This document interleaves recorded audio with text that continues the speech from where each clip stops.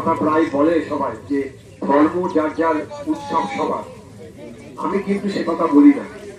আমি বলি ধর্ম যার যার, রাষ্ট্র সবার, ভারতবর্ষ সবার।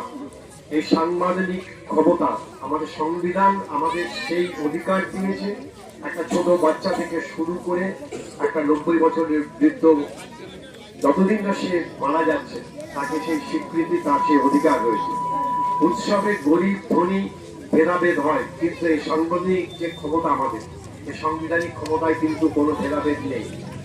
পৃথিবীর সব থেকে ধনীতম ধীরুভাই আম্বানি বা অনিল আম্বানির যে ক্ষমতা রয়েছে, একটা ছোট্ট এখানকার শিশু বেড়ে ওঠা একটা চাষি, তার কিন্তু সমান অধিকার রয়েছে। সেই অধিকার আমাদের দেশ দিয়েছে। এইটা এখানকার বাচ্চাদের বোঝাবে, কারো দয়া না। এই রাষ্ট্র আমার, এই দেশ আমার।